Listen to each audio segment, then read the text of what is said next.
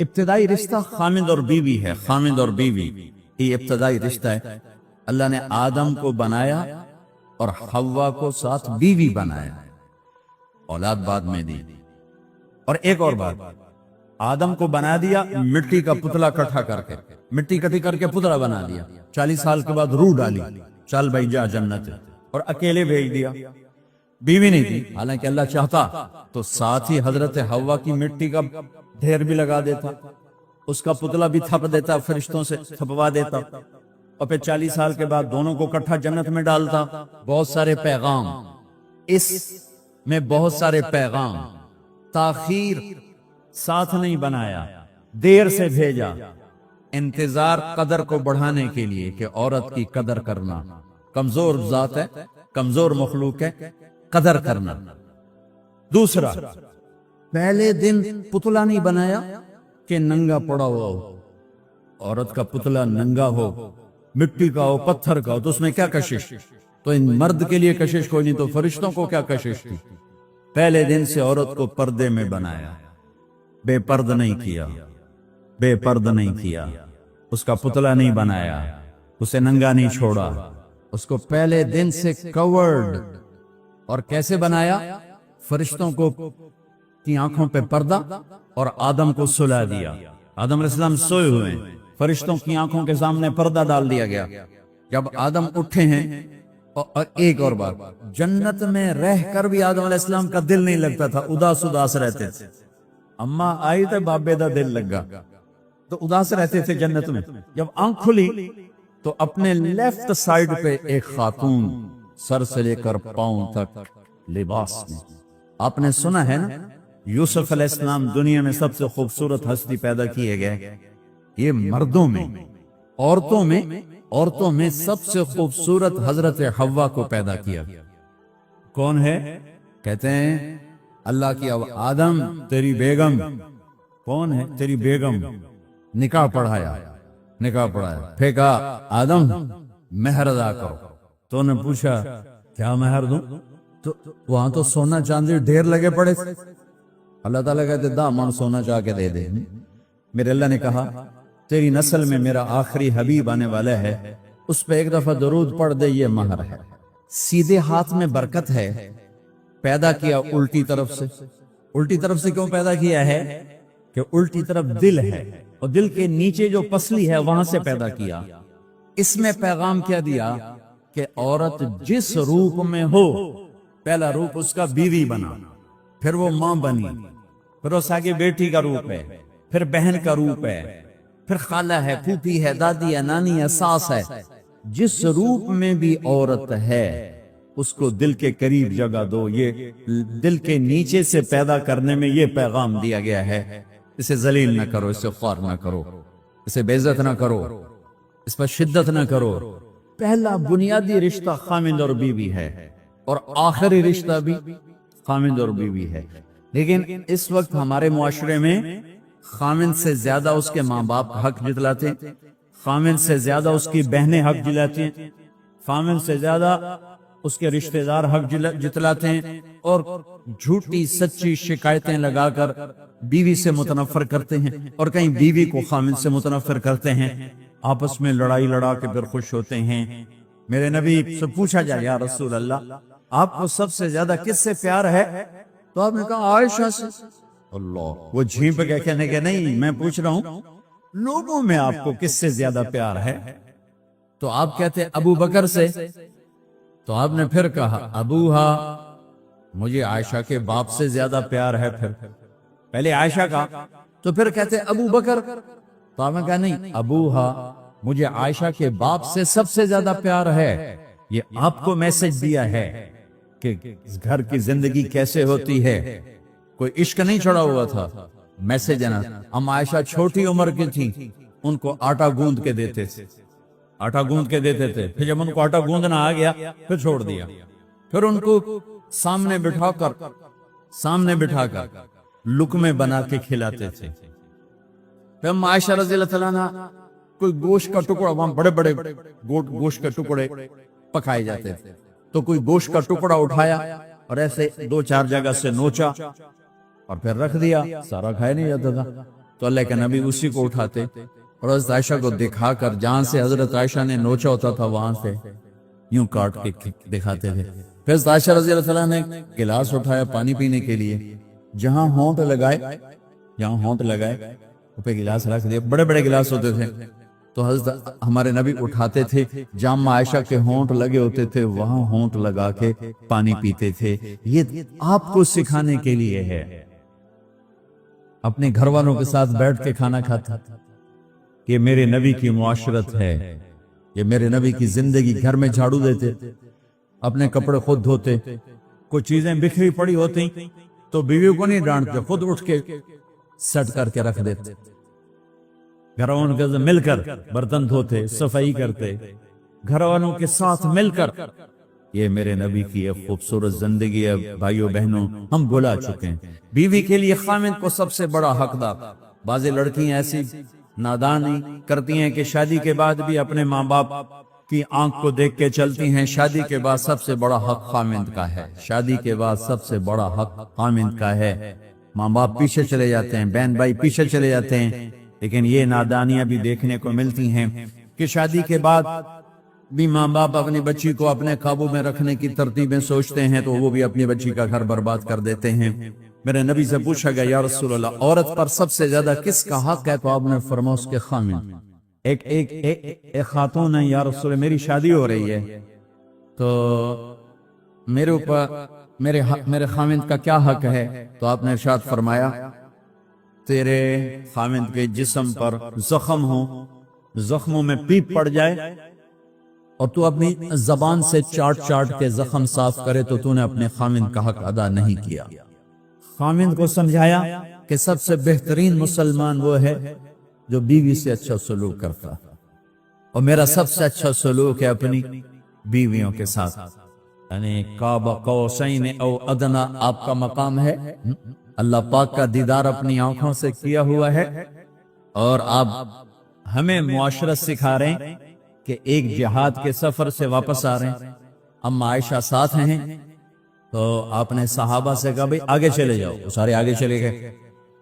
جب سارے نظروں سے غائب ہو گئے تو آپ نے کہا, عائشہ دوڑ لگاؤ گی میرے ساتھ؟ عائشہ نے نہیں کہا, میرے نبی نے کہا دوڑ لگاؤ گی. آج کل کا کوئی علامہ بھی یہ نہیں کرے گا. عائشہ دوڑ لگاؤ گی میرے ساتھ؟ کہا جی لگاؤں گی. تو دوڑ لگائی تو عائشہ فرماتی ہے میں آگے نکل گئی, اللہ کے نبی پیچھے رہ گئے.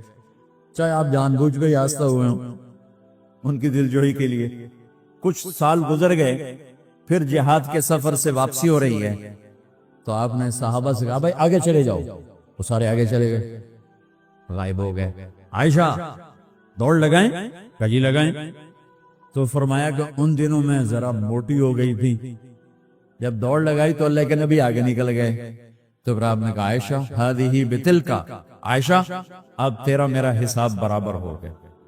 اس دفعہ تو آگے نکل گئی, آج میں آگے نکل گیا. یہ میرے نبی کی معاشرت ہے کہ بھری محفل میں کہہ رہے ہیں مجھے عائشہ سے سب سے زیادہ پیار ہے. اور عرب میں عیب تھا, جیسے ہمارے ہاں بھی عیب ہے کہ کوئی بھری محفل میں کہ مجھے بیوی سے سب سے زیادہ پیار. تو تیری ماں کتنے گئی؟ ماں کا اور خانہ ہے, بیوی کا اور خانہ. ماں کی اور جگہ ہے, بیوی کی اور جگہ. تو میں آپ سب سے کہتا ہوں ماں باپ کی وجہ سے بیویوں پہ زیادتی نہ کرو, بیوی کی وجہ سے ماں باپ پہ زیادتی نہ کرو. بڑے ہو تو بڑے بنو. ہمارے نبی تھے, آپ سسر بھی ہیں نا, آپ نے 4 بیٹیوں کی شادیاں کی, 2 تو ایک ہی دکھ دے دی عثمان کو, رقیہ اور ام کلثوم رضی اللہ تعالیٰ عنہما حضرت عثمان کے نکاح میں, ابو العاص رضی اللہ تعالیٰ عنہ کو زینب, اور سب سے پیاری محبوب بیٹے حضرت علی رضی اللہ تعالیٰ عنہ. باقی 3 نکاح بڑے سادہ کیے. حضرت فاطمہ کا نکاح بڑے دھوم دھام سے کیا. ان کا رشتہ لے کر صدیق آئے, یا رسول اللہ میں خواہش مند ہوں, آپ چپ رہے. پھر حضرت عمر بعد میں گئے, یا رسول اللہ میں خواہش مند ہوں, آپ چپ رہے. تو عبد الرحمن بن عوف رضی اللہ تعالیٰ نے حضرت علی سے کہا علی تو جا, تجھے دے دیں. وہ کہنے کہ میں تو بہت غریب ہوں, مجھے کہاں دیں. حضرت علی کا ذاتی گھر بھی نہیں تھا, کسی سے ایک کوٹھا مانگ کے اس میں رہ رہے تھے مدینہ میں. کہا نہیں تو جا. تو یہ مسجد میں پہنچے, اللہ کے نبی کو دیکھا تو ایسا روب طاری ہوا کہ بولے ہی کچھ نہیں. اللہ کے نبی کو تو پتا ہے کہ کیا ہے اور کس لیے ہے. صاحب نے کہا علی کیسے آئے؟ چپ. لگتا ہے فاطمہ کے رشتے کے لیے آئے ہو؟ جی ہاں. صاحب نے کہا انشاءاللہ. اتنا کہا انشاءاللہ اور چپ ہو گئے. تو حضرت علی چپ کر کے اٹھ کے باہر آ گئے. صحابہ باہر کھڑے ہوئے تھے تو کہنے لگے یار دیکھا نا میں تمہیں پہلے ہی کہتا تھا مجھے نہ بھیجو. انکار ہو گیا, بولے ہی کچھ نہیں. تو حضرت عبد الرحمن بن عوف کہنے لگے جنہوں نے بھیجا تھا کچھ تو کہا ہوگا, کہ بس انشاءاللہ کہا تو اللہ کے بندے ہاں ہو گئی. نبی کی انشاءاللہ ہاں ہوتی ہے, یہ ہاں کیوں نہیں کی؟ سبحان اللہ, اللہ اکبر. یہ ہاں کیوں نہیں کی؟ گھر گئے, فاطمہ علی کا رشتہ آیا ہے کر دوں, اس لیے ہاں نہیں کی. ہم تو بیٹیوں سے پوچھتے نہیں, ایپ سمجھتے ہیں بیٹیوں سے پوچھنا. جی میں گاں نو بن چھڑیا قلعے نال, ایویں اسی دیاں نو بن چھڑنے قلعے نال. مجھے ایک اپنی مطلب برادری لیول کے ایک خاتون کا فون آیا کہ مولانا پڑھایا مجھے لاہور میں اچھے کالجوں میں, اور میری منگنی کرتے وقت مجھ سے پوچھا ہی نہیں, اور ایک شرابی سے منگنی کر کے مجھے اطلاع دیا سی تیری منگنی کر چھڑی ہے, فلانی تاریخ نو تیرا نکاح بھی ہونا ہے. مجھے آج تک گلہ ہے, پوچھ لیتے. اگر نہیں پوچھا تھا چلو میں نہ ساڑھے پنجاب کوئی نہیں پوچھ دے, گاں مجھ دی طرح ٹور چھڑ دیں تو چلو اتنا تا ویکھ لیندے بھی کم از کم شراب تا نہ پیندا ہویا. ایک شرابی نال میرا نکاح کر چھڑ, ساری زندگی اڈیاں رگڑ رگڑ میری گزر گئی.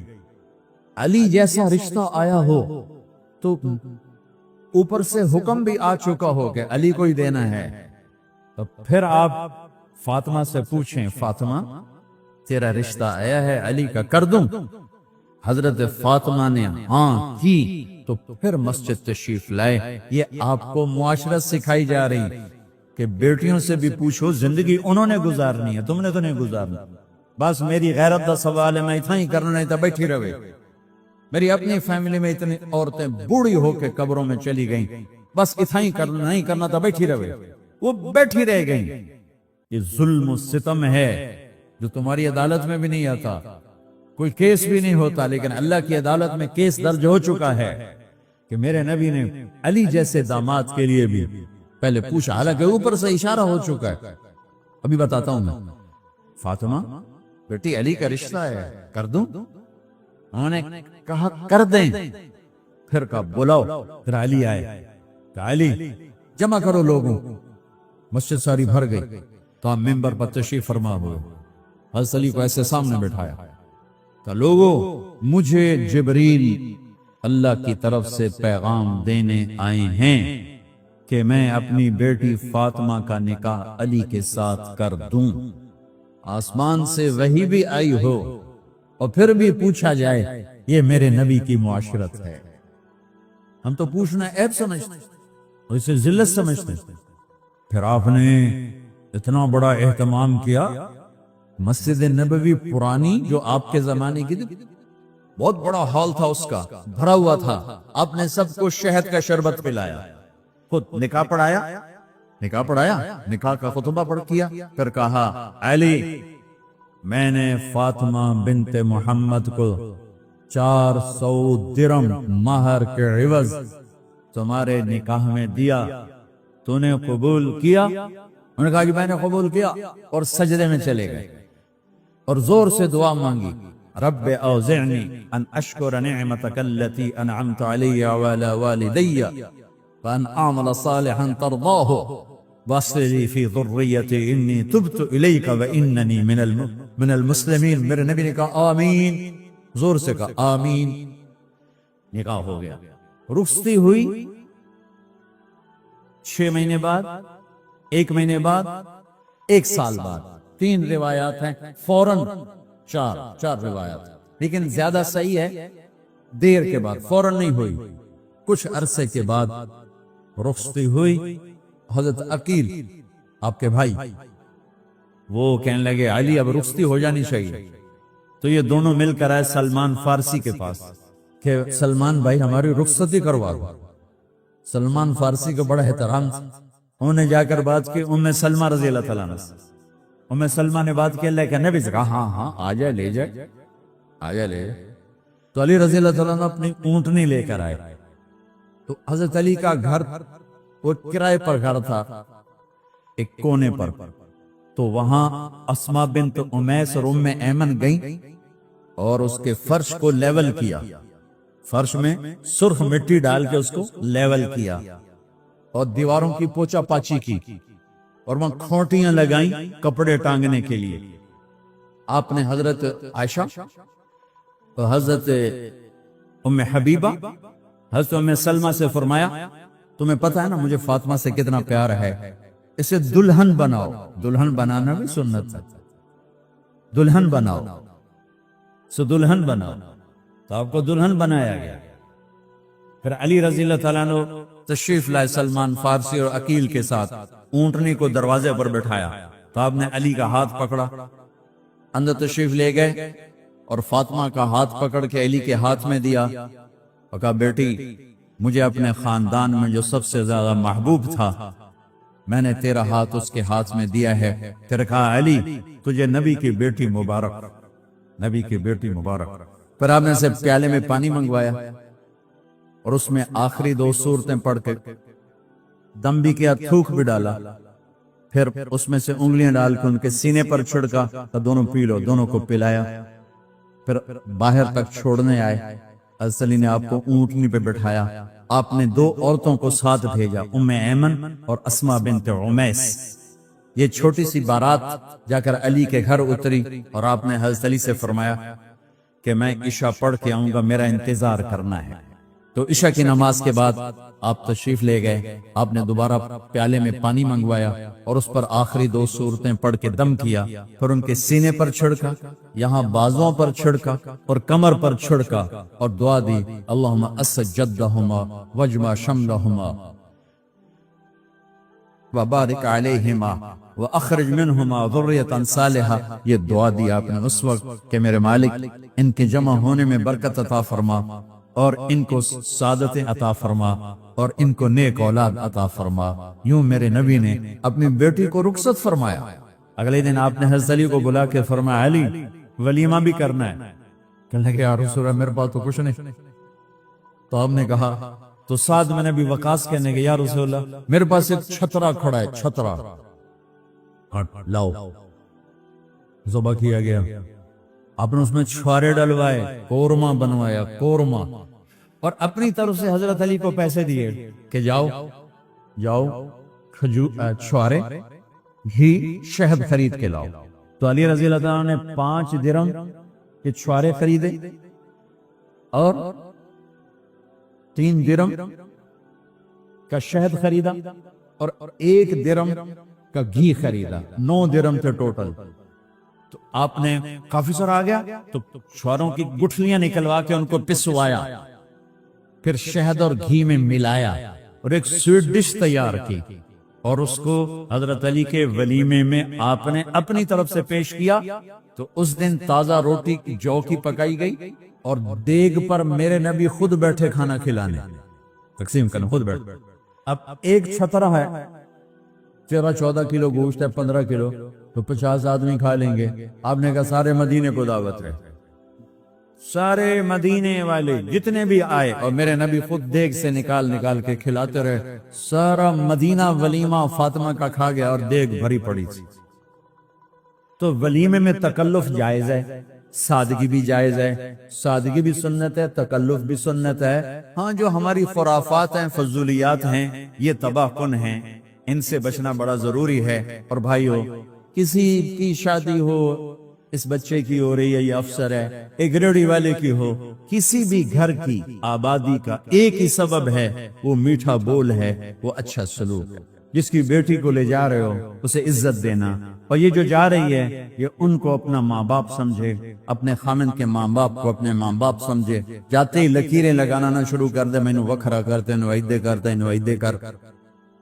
وہ اپنے گھر کا ایک فرد بن کے زندگی گزارے، جو لے کے جا رہے ہیں ان کے ذمے ہے کہ اس کو بیٹی بنا کے لے جائیں۔ سسرال جو ہوتے ہیں وہ ہمیشہ عیب دیکھتے ہیں، خوبیوں انہیں نظر ہی نہیں آتی۔ تو کھٹپٹ تو ہوتی رہتی ہے، کوئی ایسی بڑی بات نہیں، کھٹپٹ کو صلح میں بدلو، مزید لڑائی جھگڑا نہ بڑھاؤ۔ میرے نبی حضرت فاطمہ کے گھر آئے، دیکھا تو آپ اداس بیٹھے۔ آپ نے کہا فاطمہ بیٹی کیا ہوا؟ کہ میرا اور علی کا جھگڑا ہو گیا۔ اچھا، خود گئے بیٹی کے باپ ہو کر، دیکھا تو حضرت علی مسجد میں سوئے ہوئے تھے، آپ نے ان کو اٹھایا، کہ یا ابا تراب قم، آپ کو یہ ٹائٹل یہاں ملا، اے ابو تراب۔ فرمایا کرتے تھے کل کائنات ملتی تو اتنی خوشی نہ ہوتی جتنا اس ٹائٹل کی خوشی ہے۔ ابو تراب کہنے کا کیا مطلب تھا؟ کہ اظہار محبت کے لیے ایسے ٹائٹل دیے جاتے تھے، تو ابو تراب کہہ کر یہ میسج دیا کہ میاں بیوی کی لڑائی ہوتی رہتی ہے، میں تجھ سے ویسے ہی محبت کرتا ہوں جیسے پہلے کرتا تھا، یہ میسج دیا اس نے۔ اب حضرت علی کو لائے اٹھا کر اور گھر میں تشریف لائے، نہ علی کی سنی نہ فاطمہ کی سنی۔ ہاں بھئی علی کی مسئلہ ہے، ہمیں فاطمہ کیا مسئلہ ہے؟ یہ مسئلے سن سن کے بھی زیادہ لڑائی ہو جاتی، صلح کرانے لگے، آپ ہو دو چار لتر مار کے آگے اندر۔ تو میرے نبی نے کیا کیا؟ سبحان اللہ، زمین پر لیٹ گئے، ادھر علی کو لٹایا، ادھر فاطمہ کو لٹایا، علی کا ہاتھ اپنی ناف پہ رکھا، فاطمہ کا ہاتھ ان کے ہاتھ پہ رکھا، اور بیٹی کے ہاتھ پر اپنا ہاتھ رکھا۔ پھر فرمایا کہو ہماری صلح ہو گئی، علی کہو، فاطمہ کہو۔ دونوں نے کہا ہماری صلح ہو گئی۔ آپ اٹھے، خوش خوش باہر آئے، چہرہ ایسے گلاب کے پھول کی طرح۔ صحابہ نے عرض کی یا رسول اللہ آج آپ بڑے خوش نظر آ رہے ہیں۔ فرمایا علی و فاطمہ کی صلح کرا کے آ رہا ہوں۔ تو کھٹ بٹ ہو جانا تو کوئی بڑی بات نہیں ہے، مطلب یہ وہ گھر ہے، میں اس گھر کی کیا تعریف کر سکتا ہوں۔ تو میں آگے کا ایک قول سنا دیتا ہوں ابن عباس کا، کہ جنت میں نور کی چمک اٹھے گی، سارے جنت ہی کہیں گے یہ نور کیسا نور ہے بھائی جو ساری جنت کے نور پر چھا گیا؟ تو فرشتے بتائیں گے کہ جنت الفردوس میں علی و فاطمہ بیٹھے ہیں، کسی بات پہ ہنسے ہیں، ان کے دانتوں سے جو نور نکلا ہے اس نے جنت کو روشن کر دیا۔ لیکن کھٹ پٹ یہاں بھی ہو گئی، ان سے بڑا گھر میرے نبی کا ہے، وہاں بھی کھٹ پٹ۔ ایک دفعہ آپ نے حضرت عائشہ سے کہا مجھے پتہ لگ جاتا جب تم مجھ پہ ناراض ہوتی ہے، مجھے پتہ چل جاتا ہے۔ انہوں نے عرض کی یا رسول اللہ آپ کو کیسے پتہ چلتا ہے؟ کہ جب تو مجھ پہ ناراض ہوتی ہے نا تو قسم اٹھاتے ہوئے کہتی ہے ابراہیم کے رب کی قسم، اور جب مجھ پہ راضی ہوتی ہے تو پھر تو قسم اٹھاتے ہوئے کہتی ہے محمد کے رب کی قسم۔ ایسے مجھے پتہ چل جاتا ہے جب تو کہتے ہیں نا ابراہیم کے رب کی قسم، تو مجھے پتہ چل جاتا ہے کوئی کھٹ بٹ ہو گئی ہے۔ تو نبی کے گھر میں بھی ہو جاتی ہے، یہ مسئلہ تو ختم ہوگا جنت میں۔ ہمارے ذمہ ہے کہ ان چیزوں کو کم کریں، یہ ایک میرے نبی کی معاشرت ہے میرے بھائیو، اسے سیکھو، اسے سمجھو، اسے پڑھو۔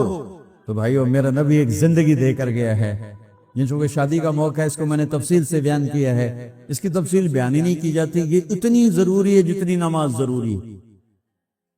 نماز تو 5 وقت پڑھیں گے، زندگی 24 گھنٹے روپ بدل رہی ہے، ہر روپ میں میرا نبی کیا چاہتا ہے اس کو سیکھو، اس کو سمجھو، کرو گے اللہ آپ کو چمکائے گا، بنائے گا۔ اپنی کمائیوں میں حلال لاؤ، حرام سے بچو۔ جج بھی بیٹھے ہیں، وکیل بھی بیٹھے ہیں، کسی ظالم کے وکیل نہ بنو۔ وَلَا تَقُلْ لِلْخَائِنِينَ خَصِيمًا۔ آپ کو ایک آیت میں جوڈیشری، جج، مقننہ اور وکلاء کا پیغام اللہ کا سنا دیتا ہوں۔ اِنَّا أَنزَلْنَا إِلَيْكَ الْكِتَابَ بِالْحَقِّ